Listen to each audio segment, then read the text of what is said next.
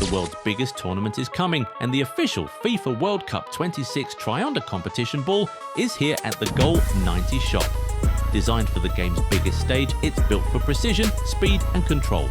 Right now, you can make it yours with 30% off plus free shipping. Don't just watch the World Cup, own a piece of it. Visit goal90.shop today and order now.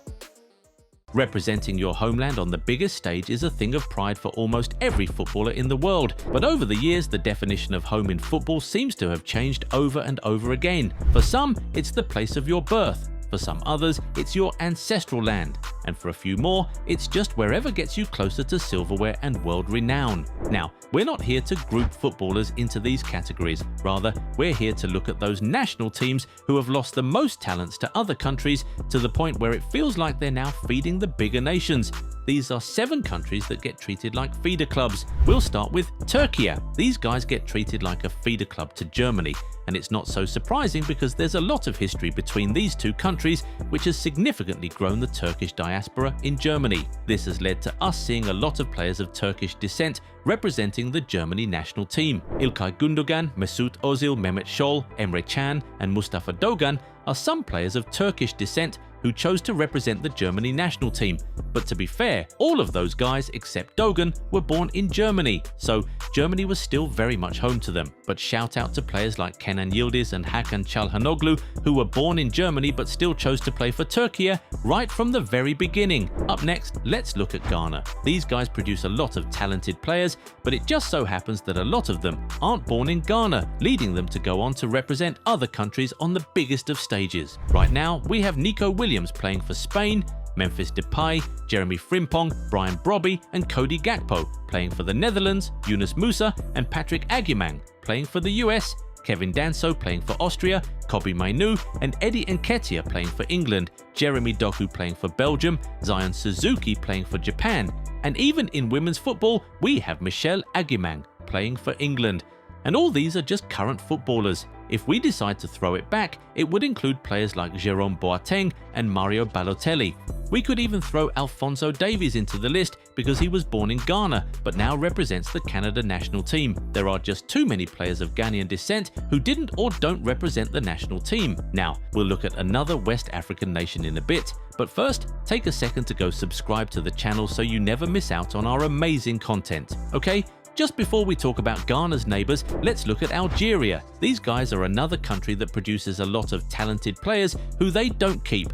I mean, some of the biggest French players of all time are of Algerian descent, from Zinedine Zidane to Karim Benzema, even to Kylian Mbappe through his mother. Apart from those, there were still players like Samir Nasri and Nabil Fekir who are of Algerian descent but played for France. And then there are less known guys like Boualem Kouki and Karim Boudiaf who are of Algerian descent but chose to represent Qatar. Another African country that surely belongs on this list is the Democratic Republic of the Congo. A lot of players of Congolese descent currently represent or have represented different countries in Europe. Romelu Lukaku, Michy Batshuayi, Vincent Kompany and Yuri Tielemans are of Congolese descent, while Christian Benteke was actually even born in Congo. But all of them played or currently play for the Belgium national team.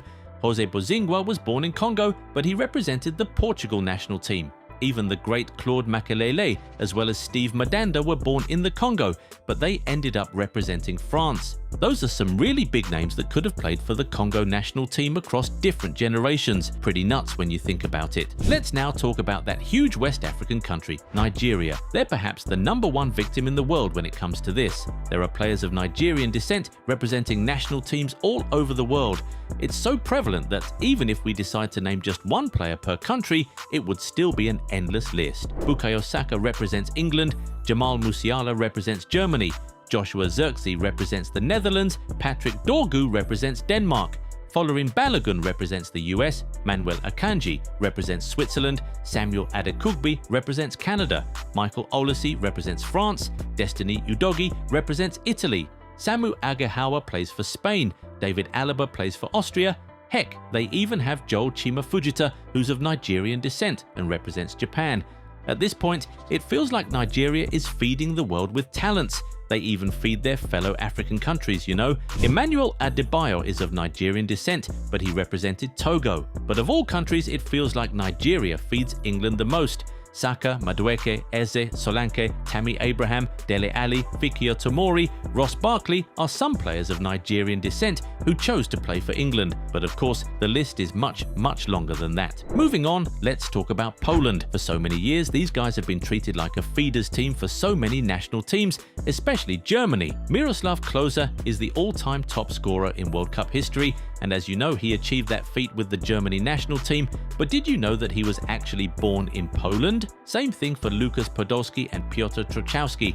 They were both born in Poland, but they played for Germany. They even both represented Germany at the World Cup, and from the sound of the names, you're probably now thinking that James Tarkowski falls into this category, and yes, you're very correct. The Everton man is of Polish descent from his grandfather, but he represents England, and the list goes on. Leon Goretzka was born in Germany and represents Germany, but he actually has Polish origins. But the one that might shock you the most is Paulo Dybala. His granddad was Polish and only fled to Argentina because of World War II. Crazy, right? There are more players of Polish descent who ended up playing for other countries, especially from earlier years. Raymond Kopa, for example, the former Ballon d'Or winner, after whom the Kopa Trophy was named, was of Polish descent, but he was born in France and played for them. His birth name was actually Raymond Kopaszewski, but he shortened it to Raymond Kopa to make it easier for French people to pronounce. We'll now end this video with a bang: Brazil. This one sounds pretty crazy because Brazil is very obviously one of the most successful nations in football history.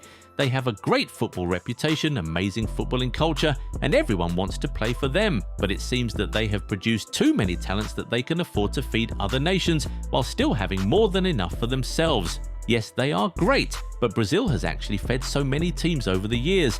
And it's interesting because most of these players aren't just of Brazilian descent, they actually were born in Brazil. Thiago Motta, Jorginho, and Emerson Palmieri were all born in Brazil, but they played for Italy. Diego Costa, Marcos Senna, and Rodrigo Moreno were born in Brazil but played for Spain. Deco and Pepe were born in Brazil but played for Portugal. Both Thiago Alcantara's parents are Brazilian, but he played for Spain, while his younger brother stayed true to Brazil. And that's not even all. Eduardo da Silva was born in Brazil but played for Croatia. Mario Fernandes was born in Brazil but played for Russia. And Mateus Nunes was born in Brazil, but he plays for Portugal. In fact, this one is interesting because Brazil actually called him up, but he turned them down to represent Portugal, a country he stepped foot in for the first time at the age of 13. We could actually go on and on, but we'll stop here for now.